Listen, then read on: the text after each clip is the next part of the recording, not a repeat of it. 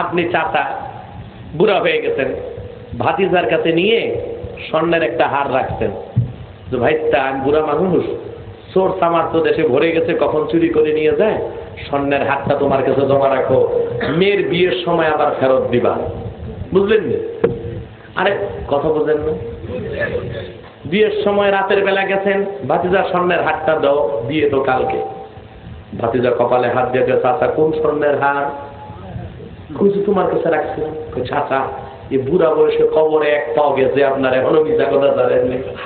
হার দিলেন কবে? আপনার লাগবে সেটা বলেন, আমি দিব, আপনি রাখছেন কবে? এটা আমানতের, ঠিক কিনা? এটা আমরা ভালো করে বুঝি। কিন্তু আমানতের খেয়ানতের অর্থ শুধু এতটুকু না, সাহাবায়ে কেরাম এই অর্থ জানতেন, আরেকটা আরো গভীর অর্থ জানতে চাইছেন। বলেন হুজুর আমানতের খেয়ানত কি আমাদের বুঝায় দেন?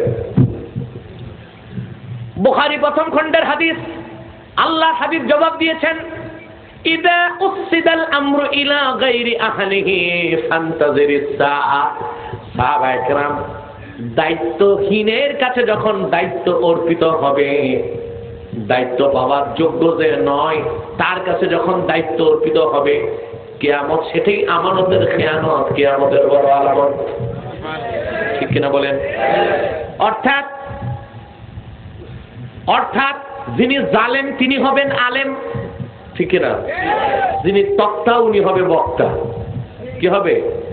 যারা বলেন সুদখোর ঘুষখোর সমাজের নেতৃত্ব নিবে, ঠিক কিনা বলেন?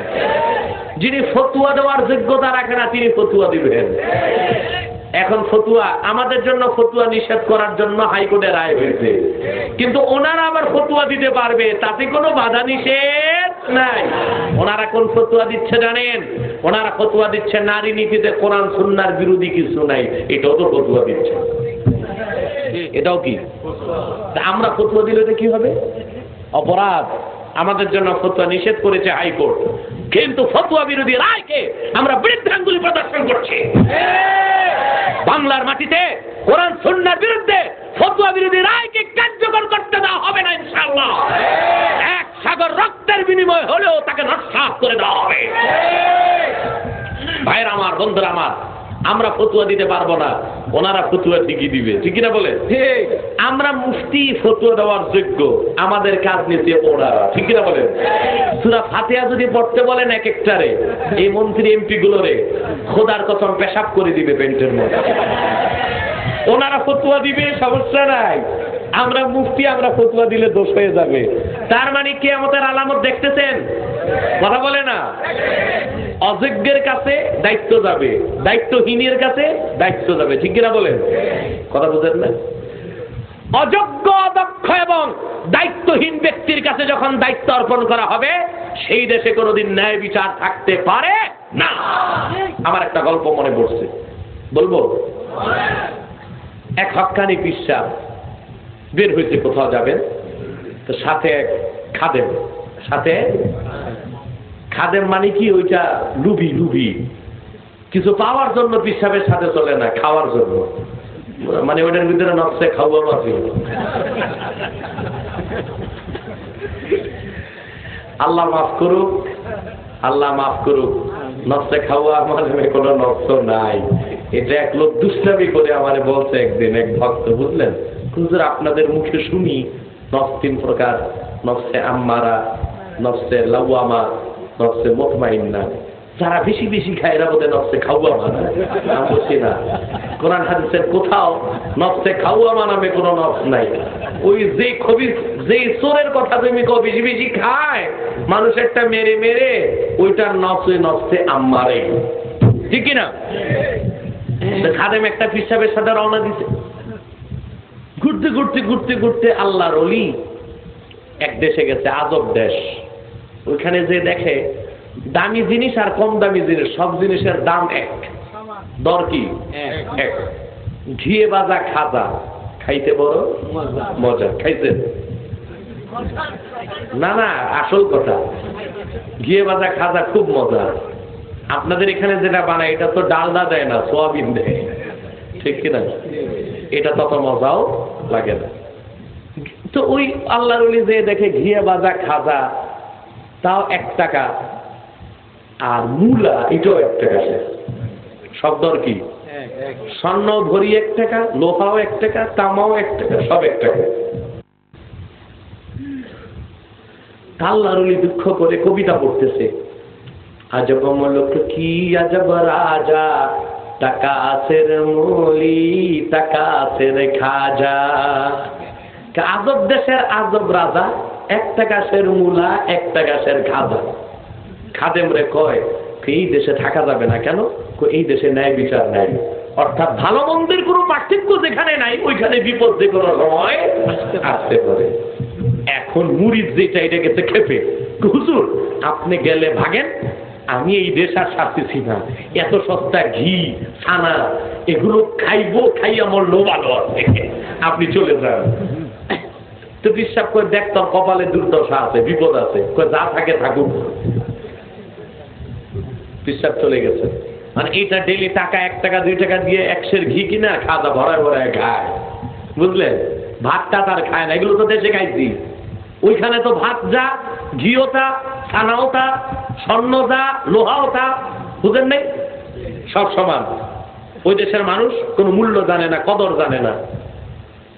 এইরকম ঘি খাইলে আর কয়দিন লাগে বুঝেন না? খাইতে খেতে খাইতে গেছে একেবারে তেল তেল জমে গেছে। ঘটনাচক্রে একদিন ওই দেশে এক চোর চুরি করতে গেছে এক বাড়িতে, ওয়াল ভেঙ্গে চোর মারা গেছে। কে মারা গেছে? দোষ কি চোরের না গৃহস্থের? দেশের সব চোর পরের দিন ওই দেশের রাজপথে মিছিল বের করছে, গৃহস্থের ফাঁসি চাই, চোর মরল কেন? কার ফাঁসি চাই? চোরে কর না, চোর মরল কেন? ঠিক কিনা বলেন? রাষ্ট্রপক্ষ বাদী হয়েছে, চোরের পক্ষ নিয়েছে রাষ্ট্রপক্ষ। কে নিয়েছে? রাষ্ট্রপক্ষের যে পিপি থাকে না, অ্যাটর্নি জেনারেল, মামলা দায়ের করে দিচ্ছে ওই দেশের হাইকোর্টে। বিচারপতি মনে হয় আমাদের দেশের মধ্যেই ছিল।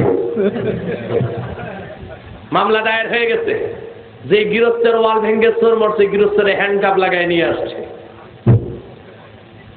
যেমন দেশ তেমন রাজা, তেমন প্রজা তেমনই জাস্টিস রায় দিছে যে অনতি বিলম্বে গৃহস্থকে ডবল শাস্তিতে মারা হবে, শুলে চড়াইয়া হত্যা করতে হবে, কল্লাও ফেলে দিতে হবে।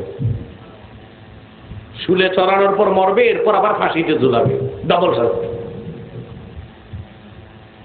তো গৃহস্থ বলল যে স্যার দোষ তো আমার না, ওয়াল তো আমি বানাই নাই, রাজমিস্ত্রি যে কাজ করছে ও ঠিক মতো ইটা বসায় নেই, দোষ। হ্যাঁ এটাও কথা সত্য বটে, যাও তুমি বেকসুর খালা, তাকে মিস্ত্রি আসছে মিস্ত্রি। এবার রায় দিতে মিস্ত্রির ফাঁসি কার্যকর করা হোক।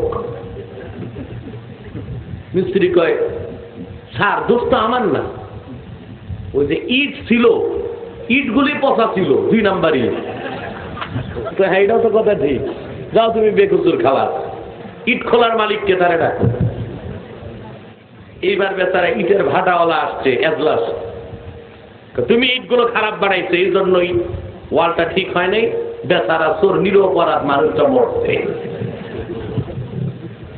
এই বেটা ইটের ভাটাওয়ালা কয় স্যার দোষটা আমার না, সেই বেটা কামলা মজদুর দিয়া ইটের ছানা করাইছি, ওইটাই ঠিক মতো পানি দিয়া ছানে নাই। এইবার না আসল দোষী মরছে চোর, কোথায় গৃহস্থ আর দোষী কি হয় দেখে। আজকে সারা দেশের মধ্যে সন্ত্রাসী কাজ করছে বিশ্ববিদ্যালয়ের ছাত্ররা, দোষ যাচ্ছে মাদ্রাসার ছাত্রদের। ওই আজব দেশ আর সোনার বাংলাদেশ একই যেন হয়ে গেছে, ঠিক কিনা বলে? বলা হচ্ছে জঙ্গিদের, জঙ্গি এবং সন্ত্রাসের প্রজনন ক্ষেত্র হচ্ছে মাদ্রাসা। নাউজুবিল্লাহ বলবেন না? আর জোরে নাউজুবিল্লাহ বলবেন না? যুক্তির খাতিরে বলি, শেখ মুজিবকে হত্যা করেছিল মেজর আর কর্নেলরা, তারা কোন মাদ্রাসার ছাত্র ছিল? কথা বলেন না? ওরা কেউ মাদ্রাসার ছাত্র ছিল? শহীদ জিয়াউর রহমানকে হত্যা করেছে যারা, সেনাবাহিনীর ছাত্র, ওরা কোন মাদ্রাসার ছাত্র ছিল? কোন মাদ্রাসার ছাত্র তো করে নেই। আজকে ইফতিজিং করছে পত্রিকায়, আমরা কোন মাদ্রাসার ছাত্রের নাম আজ পর্যন্ত পেলাম না। সুন্দরী মেয়েদের চেহারার মধ্যে এসিড দিয়ে ঝলসে দেওয়ার মতো ঘটনা কোন মাদ্রাসার ছাত্রের ঘটনা পাওয়া গেল না। তোমাদের সেনাবাহিনী আর বিডিআর একজন একজনকে মারছে, ওরা কোন মাদ্রাসার ছাত্র ছিল জানতে চায়। বিশ্ববিদ্যালয়ে সন্ত্রাস শিখানো হয়, স্কুল কলেজে সন্ত্রাস শিখানো হয়, কোন মাদ্রাসায় বাংলায় সন্ত্রাস শিখানো হয় না। এখানে কোরআন আর হাদিস শিখায়া বেহেশতে যাওয়ার রাস্তা শিখানো হয়, দেখানো হয়। নারায়ে তাকবীর, নারায়ে তাকবীর। আজ বাংলাদেশে মাদ্রাসা বন্ধের চক্রান্ত হচ্ছে। আজকে বাংলাদেশে মাদ্রাসাকে বন্ধ করার চক্রান্ত হচ্ছে। এত সহজ নয়। একটা হরতালেই তোমাদের মাথার তাল নষ্ট করে দিচ্ছে মাদ্রাসাওয়ালারা। খোদার কসম করে বলছি, যদি বাংলাদেশে মাদ্রাসা শিক্ষা বন্ধের চক্রান্ত শুরু হয়, অনির্দিষ্ট কালের জন্য বাংলাদেশকে অচল করে দেওয়া হবে ইনশাআল্লাহ। ফতোয়ার বিরুদ্ধে রায়কে বাতিল করতেই হবে। অভিশপ্ত নারী নীতিকে পরিবর্তন করতে হবে। মাদ্রাসা শিক্ষা বিরোধী একটি এজেন্ডাকে বাংলাদেশে বাস্তবায়ন করতে দেওয়া হবে না, হবে না। ভাইরা আমার, বন্ধুরা আমার, গল্পের আজব রাজা, আজব দেশ আর বাংলাদেশ কাকতালীয় ভাবে মিলেই গেছে। চোরের দোষ নাই, দোষ গেছে কার? যে বেটা ইটা বানাইছে, ঠিক কিনা? এখন ইটের ভাটার শ্রমিকরা না উঠাইছে এজলাসে। ওই বেটা তো শ্রমিক, ঠিক মতো 3 বেলা ভাতও খেতে পারে না, একেবারে চিকন মানুষ, সেটা দাঁড়ায় কোন রকম নড়ে।